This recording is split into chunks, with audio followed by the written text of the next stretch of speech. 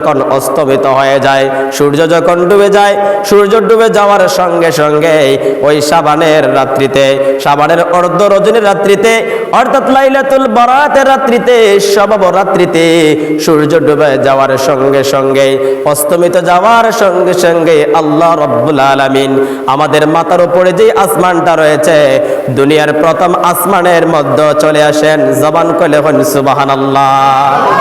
আল্লাহ রাব্বুল আলামিন দুনিয়ার আমাদের মাথার উপরে যে আসমানটা রয়েছে, ওই প্রথম আসমানে চলে আসে শাবানের বরকতময় রাতে। এসে আল্লাহ পৃথিবীর সমস্ত ঈমানদার মুমিন নর নারী বান্দা বান্দীদেরকে ডাক দিয়া বলে, হে আমার বান্দারা, হে আমার বান্দিরা, কে আছো রে আজকের এই বরকতময় রাতে? আমি আল্লাহর কাছে ক্ষমা প্রার্থনা করো, আমি আল্লাহর কাছে মাফ চাও, আমি আল্লাহর কাছে ক্ষমা চাও। আজকের এই রাতে যেই বান্দা যেই বান্দি আমি আল্লাহর কাছে ক্ষমা প্রার্থনা করবে, আমি আল্লাহর কাছে মাফ চাইবে রে, আমি আল্লাহ ওই বান্দাকে মাফ কইরা দিব। আল্লাহ ডাক দিয়া বলে, ও পৃথিবীর বান্দা বান্দিরা, কে আছো রে এই বরকতময় রাত্রিতে? আমি আল্লাহর কাছে রিজিকের জন্য দোয়া করো, জীবিকার জন্য দোয়া করো রে। যারা আমি আল্লাহর কাছে এই বরকতময় রাতে রিজিকের জন্য দোয়া করবে, জীবিকার জন্য দোয়া করবে রে, আমি আল্লাহ তাদের রিজিক জীবিকার মধ্যে বরকত দিয়া দিব। আল্লাহ ডাক দিয়া বলে, কে আছো রে? আমি আল্লাহর কাছে মুসিবতে পড়ে গিয়েছো, বিপদের মধ্যে পড়ে আছো, বিপদগ্রস্ত রয়েছো, মুসিবতগ্রস্ত রয়েছো, এমন বান্দা কে আছো রে? এমন বান্দি কে আছো রে? বিপদের মধ্যে আছো, মুসিবতের মধ্যে আছো, রোগ শোকের মধ্যে বিপদে রয়েছো, আমি আল্লাহর কাছে বিপদ থেকে মুক্তি চাও, আমি আল্লাহর কাছে রোগ থেকে মুক্তি চাও, আমি আল্লাহ এই বরকতময় রাতকে উসিলা করে আজকের এই রাত্রিতে তোমার দোয়া কবুল করে করে রে, তোমার বিপদ আপদ দূর কইরা দিব। আল্লাহর প্রিয় নবী মুহাম্মদ রাসূলুল্লাহ সাল্লাল্লাহু আলাইহি ওয়াসাল্লাম এইভাবে হাদিস বর্ণনা করেছেন। আমার নবী বলেন, এইভাবে আল্লাহ পৃথিবীর সমস্ত মানুষদেরকে ডাক দেয়, ঈমানদার মুমিন বান্দা বান্দীদেরকে ডাক দেয়। ওইভাবে আল্লাহ রব্বুল আলামিন প্রথম আসমানে এসে সকাল হওয়ার আগ পর্যন্ত, ভোর হওয়ার আগ পর্যন্ত উনি ওনার বান্দা বান্দীদেরকে এইভাবেই ডাকতে থাকে। তো আল্লাহর কাছে এটা চাওয়ার রাত, আল্লাহর কাছে আপনি যা চাইবেন তাই পেয়ে যাবেন। ওই রাতে আপনি যদি ইবাদত করে আপনার মনে যা চায়, আপনার মনে যা চায়, যেগুলা জায়েজ রয়েছে ইসলামিক শরীয়তের ভিতরে, যেগুলা জায়েজ রয়েছে, এই দোয়াগুলি যখন আল্লাহর কাছে আপনি করবেন, ওই রাতের দোয়া কখনো বিফলে যাবে না, সরাসরি ডাইরেক্টলি আল্লাহর কাছে কবুল হয়ে যাবে। চিৎকার দিয়া বলেন সুবহানাল্লাহ। এখন যদি মনে মনে কল্পনা করুন, এই রাত যখন দোয়া কবুলের রাত, আল্লাহর কাছে চাইমো আল্লাহ বেশি করে সুদ খাইতাম, ওই বনি দোয়া কবুল হবে না। আমার প্রিয় নবী মুহাম্মদ সাল্লাল্লাহু আলাইহি ওয়াসাল্লাম বলেন, এটা বরকতের রাত, এই রাতে বান্দার দোয়া কবুল হয়। এটা বরকতের মাস, এই মাসে বান্দা যে আমল করবে, এই আমলগুলি আল্লাহর দরবারে উঠানো হয়, আল্লাহর দরবারে পৌঁছানো হয়। আমার প্রিয় নবী রাসূল আরবি সাল্লাল্লাহু আলাইহি ওয়াসাল্লাম এই বরকতময় মাসে তিনি রোজা রাখতে আরম্ভ করে দিলেন। আমার নবী এত বেশি পরিমাণে এই বরকতময় মাসে, শাবানুল মুআজ্জামার মাসে আল্লাহর নবী রোজা রাখতে আরম্ভ করে দিলেন। সাহাবায়ে কেরাম জিজ্ঞাসা করলো, ইয়া রাসূলুল্লাহ, ইয়া হাবিবাল্লাহ, নবী গো, আর কোন মাসে আপনাকে এত বেশি পরিমাণে রোজা রাখতে দেখি নাই, যেইভাবে আপনি শাবান মাসে রোজা রাখেন, এত বেশি পরিমাণে আপনি রোজা রাখেন কেন গো নবীজি? আল্লাহর নবী বলে, সাহাবীরা রে, ও সাহাবীরা শুনো শুনো, এই শাবান মাসে বান্দার আমল সমূহ আল্লাহর দরবারে পেশ করানো হয়, বান্দার আমল সমূহ আল্লাহর দরবারে উঠানো হয়। সাহাবীরা রে, আমি নবীর আমল নামা যখন আল্লাহর দরবারে পেশ করানো হবে, আল্লাহর দরবারে উত্তোলন করা হবে, আল্লাহর কাছে নিয়ে যাওয়া হবে রে সাহাবীরা, তখন যেন আমি নবী রোজা রাখা অবস্থায় থাকি।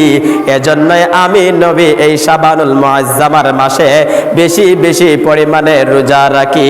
জবান খুলে বলুন সুবহানাল্লাহ। হযরতে আয়েশা সিদ্দিকা রাদিয়াল্লাহু তাআলা আনহা দেখেন আল্লাহর নবী শাবান মাসে এত বেশি পরিমাণে রোজা রাখতেছেন।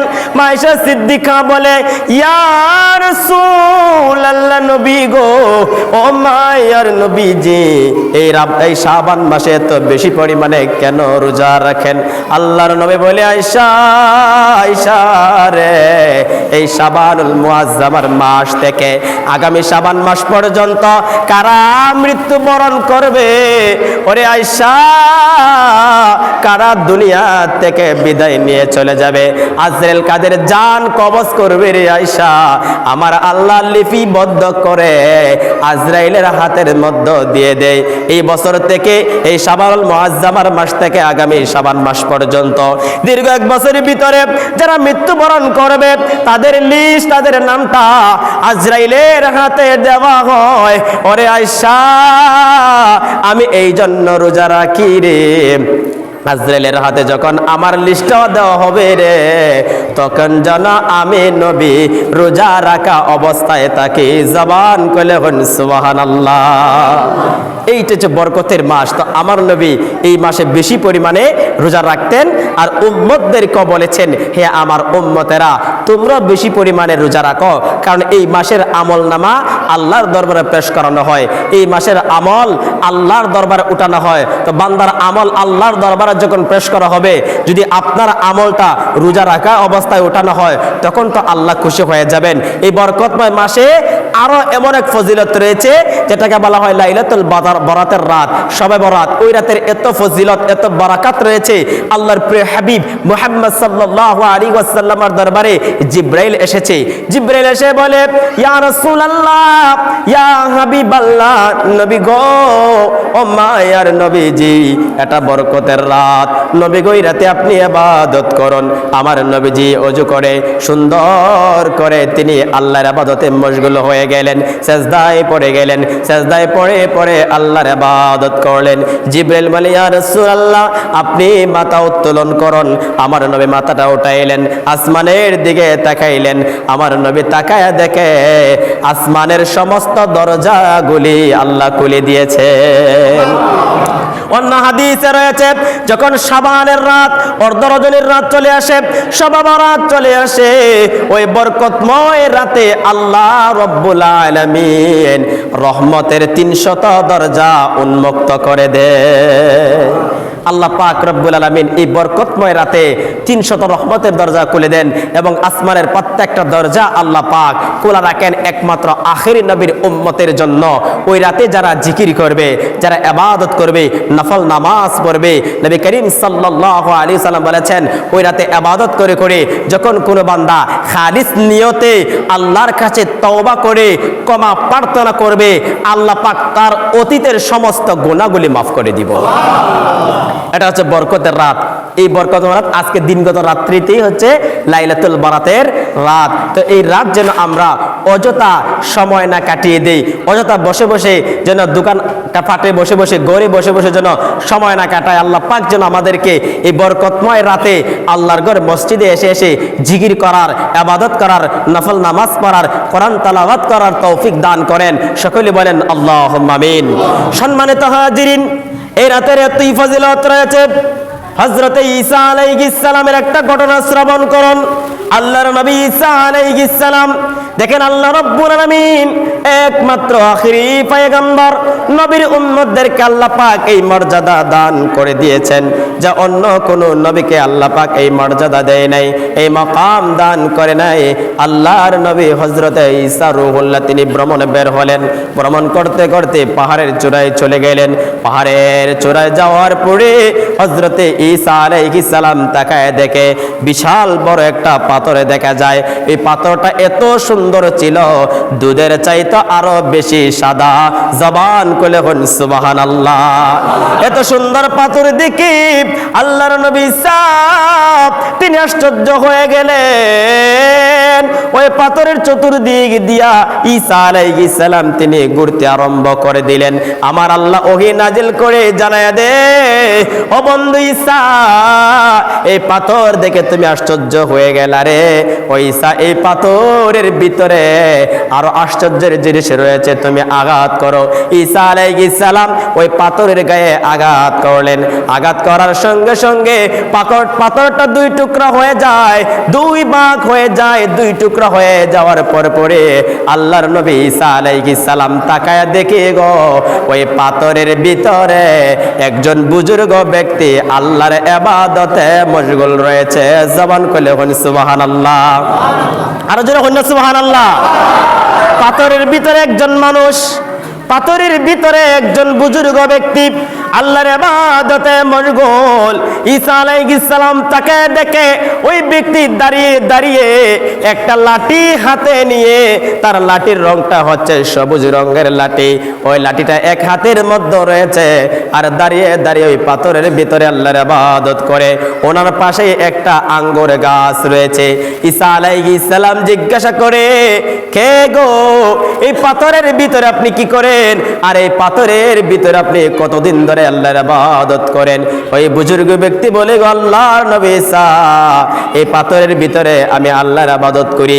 আমার পাশে যে আঙ্গুর গাছটা রয়েছে, এই আঙ্গুর গাছটা হচ্ছে আমার প্রতিদিনের খাবার, প্রতিদিনের আহার। এখান থেকে আমি খাবার খাই, আর এই পাথরের ভিতরে আল্লাহর ইবাদত করি। একদিন নয়, দুদিন নয়, এই পাথরের ভিতরে আমি 400 বছর ধরে ইবাদত করতেছি। আর জবান খুলে বলুন সুবহানাল্লাহ। পাথরের ভিতরে 400 বছর ধরে ইবাদত বন্দেগী করে ঈসা আলাইহিস সালাম তিনি আশ্চর্য হয়ে গেলেন। আল্লাহকে বললেন, আল্লাহ, যে লোক পাথরের ভিতরে ইবাদত বন্দেগী করে দীর্ঘ 400 বছর ধরে, আল্লাহ, আমার মনে হয় তার মতন এই পৃথিবীতে আর কোনো ইবাদত করনেওয়ালা লোক পাওয়া যাবে না, তার মতন আমল করনেওয়ালা আর কোনো লোক হবে না। আমার আল্লাহ ডাক দিয়ে কই, ঈসা রে, ওরে ঈসা, শুনো শুনো, আখিরি জামানায় আমার একজন নবী আসবে, মুহাম্মদ সাল্লাল্লাহু আলাইহি ওয়াসাল্লাম। তিনি এখন আসে নাই, ওনার কিছু উম্মত থাকবে, অল্প হায়াত পাবে। ওনার উম্মতদেরকে আমি আল্লাহ বিশেষ একটি রাত দিয়েছি, 400 বছর ইবাদত করতে হবে না। ওই নবীর উম্মতদেরকে একটা রাত দান করে দিলাম, যে রাতের নাম হচ্ছে শবে বরাত। ওই শবে বরাতে যদি ওনার গুনাহগার উম্মত রাত জেগে জেগে ইবাদত করে রে 2 রাকাত নামাজ পড়তে পারে, ওই রাতে যদি আমি আল্লাহর সন্তুষ্টি অর্জনের জন্য 2 রাকাত নামাজ আদায় করবে, ওই 2 রাকাত নামাজের সওয়াব ওই বুজুর্গ ব্যক্তির 400 বছরের চাইতে বেশি হইয়া যাবে। ঈসা একমাত্র আমার নবীর উম্মতদেরকে আমি আল্লাহ মাকাম দান করে দিলাম। ঈসা আলাইহিস সালাম আশ্চর্য হয়ে আল্লাহর কাছে দোয়া করলেন, আল্লাহ, আমাকে নবী না বানাইয়া যদি ওই নবীর উম্মত বানাইতা, তাহলে আমি ঈসার জিন্দেগি, আমি ঈসার জীবন ধন্য হয়ে যাইত। জবান খুলে বলুন সুবহানাল্লাহ। আমার আল্লাহ ঈসা নবীর দোয়া কবুল করেছেন। ঈসা আলাইহিস সালাম আবার কিয়ামতের পূর্বে এই পৃথিবীতে আগমন করবেন, আমার নবীর উম্মত হয়ে আসবেন, এই পৃথিবীতে আবার ইসলামের দাওয়াত দিবেন, ইসলাম কায়েম করবেন। তো সম্মানিত হাজিরিন, ওই ঈসা আলাইহিস সালামের ওই ঘটনা থেকে আপনি আমার শিক্ষণীয় বিষয় বিষয়টা হচ্ছে একমাত্র আখিরি নবীর উম্মতদেরকে আল্লাহ পাক এই বিশেষ বিশেষ রাতগুলি দান করে দিয়েছেন, যে রাতটা হচ্ছে লাইলাতুল বরাতের রাত। আজকের দিনগত রাত, এই রাত আগামী বছর হায়াতে পাবো কিনা কোনো গ্যারান্টি নাই। যদি এই বছর হায়াতে পেয়েছেন, অযথা সময় না কাটিয়ে আল্লাহর ইবাদত করবেন, মশগুলে থাকবেন, তওবা করবেন, ইস্তেগফার করবেন। পূর্বে যে গুনাহগুলি করেছেন, আপনি যদি খালিস নিয়তে আল্লাহর দরবারে এই বরকতময় রাতে আপনি নিম্নে 2 রাকাত নামাজ পড়েও যদি আল্লাহর দরবারে কান্নাকাটি করে রোনাজারি করে তওবার মতন তওবা করতে পারেন, তওবাতুন নাসুহার মতন নাসুহা করতে পারেন, আমার আল্লাহ আপনার অতীতের সমস্ত গুনাহগুলি মাফ করে দিব এবং ওই 400 বছর যেই ইবাদত করেছে তার চাইতে বেশি সওয়াব আপনার আমলনামায় আল্লাহ দান করে দিব। এখন এই রাত্রে ইবাদত করা দরকার আছে না নাই? কথা কয় না, আছে না নাই? অযথা সময় কাটাইবেন না, এটা হচ্ছে বরকতের রাত। শুধু তাই নয়, ওই যে আমি বলেছি, অনেকেই বলে রাত কোরআনে নাই, হাদিসে নাই, কিন্তু দেখেন আমার প্রিয় নবী মুহাম্মদ সাল্লাল্লাহু আলাইহি ওয়াসাল্লাম স্বয়ং তিনি নিজে এই রাতে ইবাদত করেছেন, বন্দেগী করেছেন। আয়েশা সিদ্দিকা বলেন, আল্লাহর প্রিয় নবী আমি আয়েশার কাছে ঘুমিয়ে গেলেন, হঠাৎ করে আমার ঘুমটা ভেঙে গেল। ঘুমটা ভাঙে যাওয়ার পরে আমি তাকায় দেখি আমার প্রিয় নবী আমার কাছে নাই, কোথাও যেন চলে গিয়েছেন। আমি মনে মনে ভাবলাম হয়তো নবী অন্য কোনো স্ত্রীর ঘরে গিয়েছেন। এবার আমি নবীর তালাশে অন্যান্য বিবি ঘরের ঘর তালাশ করলাম, নবীকে কোথাও পেলাম না। নবীকে তালাশ করতে করতে হযরতে ফাতেমার বাড়িতে চলে গেলাম। ফাতেমার বাড়িতে যাওয়ার পরে ঘরের দরজায় আঘাত করলাম, ফাতেমা রে তোমার বাবা কি তোমাদের বাড়ির মধ্যে এসেছে? ফাতেমা বলেন, না, আল্লাহর নবী তো আমাদের বাড়িতে আসেন নাই। এবার ফাতেমা, আলী, হাসান, হুসাইন এবং আয়েশা সিদ্দিকা রাদিয়াল্লাহু তাআলা আনহা ওনারা বের হয়ে গেলেন, নবীর সন্ধান বের হয়ে গেলেন। যেতে যেতে মসজিদে নববী তালাশ করলেন, নবী কোথাও পেলেন না। হঠাৎ করে আয়েশা সিদ্দিকা বলেন, আমি প্রায় সময় দেখেছি আল্লাহর নবীর জন্য, আল্লাহর নবীর অন্তরে যখন উম্মতের জন্য মায়া লেগে যেত, উম্মতের জন্য নবীর ভিতরে যখন মায়া লেগে যেত, ওই গুনাহগার উম্মতের জন্য নবী জান্নাতুল বাকিতে চলে যেতেন। ওনারা জান্নাতুল বাকিতে চলে গেলেন। জান্নাতুল বাকিতে যাইয়া দেখে গো আমার নূরের নবী, জিন্দা নবী ওই জান্নাতুল বাকিতে সিজদায় পড়ে পড়ে ইয়া উম্মতি বলে আল্লাহর দরবারে কান্নাকাটি করে। আয়েশা সিদ্দিকা আল্লাহর প্রিয় নবী মায়ার নবীজির কাছে গিয়া বললেন, ইয়া রাসূলুল্লাহ, ইয়া হাবিবাল্লাহ, নবী গো এই কেন উম্মতের জন্য কান্নাকাটি করতেছেন? নবী গো মাথা ওঠান। আমার নবী যে মাথা ওঠাইলেন, ইয়া রাসূলুল্লাহ এইভাবে কেন কান্নাকাটি করেন? আল্লাহর নবী ডাক দিয়া বলে, আয়েশা, আয়েশা রে আজকের এই রাত কোন রাত জানোনি? আয়েশা বলে, আল্লাহু আ'লামু ওয়া রাসূলু, আল্লাহ এবং তার রাসূলই ভালো জানেন। আল্লাহর নবী বলে, আয়েশা রে আজকের এই রাত হচ্ছে লাইলাতুল বরাতের রাত, শাবানের অর্ধ নজরের রাত। যে এই রাতে যদি আমার কোন উম্মত ওনাদের কবরবাসীদের জন্য আল্লাহর দরবারে দোয়া করে রে, দোয়া করতে দেরি হবে, আল্লাহ কবরবাসীদের কবরের আযাব মাফ করতে দেরি হবে না। এর আয়েশা এটা বরকতের রাত, এই রাতে দোয়া করলে দোয়া কবুল হয়ে যায়। তোমরাও দোয়া করো, আমার উম্মতের জন্য দোয়া করো। তো আমার প্রিয় নবী মুহাম্মদ সাল্লাল্লাহু আলাইহি ওয়াসাল্লাম শবে বরাত্রিতে ওনার উম্মতের জন্য জান্নাতুল বাকিতে গিয়ে দোয়া করেছেন। তো নবীর এই হাদিস থেকে, এই ঘটনা থেকে উম্মতের জন্য শিক্ষণীয় বিষয় হচ্ছে, রাত যখন গভীর হয়ে যাবে, ওই রাতের বরকতময় রাতে, লাইলাতুল বরাতের রাতে আপনি আপনার মায়ের কবরস্থানে চলে যাবেন, আপনার বাবার কবরের পাশে চলে যাবেন, আপনার আত্মীয় স্বজনের কবরের পাশে চলে যাবেন। ওই বরকতময় রাত্রিতে গিয়া যদি কবরের পাশে দাঁড়াইয়া দাঁড়াইয়া কয়েকটা সূরা তেলাওয়াত করে কিছু দুরূদ শরীফ পড়ে আল্লাহর কাছে তাদের জন্য দোয়া করেন, ওই রাতের বরকতে আল্লাহ তাদের কবরের আযাব মাফ কইরা দিব। এবং ওই কবরের পাশে দাঁড়াইলে আমার নবী বলেন, উম্মত তুমি যখন কবরের পাশে দাঁড়াইবা তখন তোমার মরণের কথাটা স্মরণ হবে, ওই কবরের পাশে দাঁড়াইলে তোমার দিলটা নরম হয়ে যাবে। এজন্য একটা বরকতের রাত, আজকের দিনগত রাত্রিতে এটি বরকতের রাত। মা বোনরা যারা আছেন ইবাদত করবেন, বাড়িতে বসে বসে জিকির করবেন, কোরআন তেলাওয়াত করবেন। পুরুষ যারা আছেন এই বরকতময় রাতে মসজিদে এসে আল্লাহর ইবাদত করবেন, বন্দেগী করবেন। এটা এমন একটি রাত, আমার প্রিয় নবী মুহাম্মদ সাল্লাল্লাহু আলাইহি ওয়াসাল্লাম হাদিসে পাকের মধ্যে বলেছেন, আপনি যদি খালিস নিয়তে 2 রাকাত নফল ইবাদত আপনি যদি সহি শুদ্ধভাবে নামাজটা পড়তে পারেন, এই 2 রাকাত নামাজের বিনিময়ে আল্লাহ রাব্বুল আলামিন আপনার আমল নামায় এত বেশি পরিমাণে সওয়াব দান করে দিবেন যে সওয়াবগুলি আপনি গনে গনে শেষ করতে পারবেন না। তো এই রাত এটা হচ্ছে বরকত।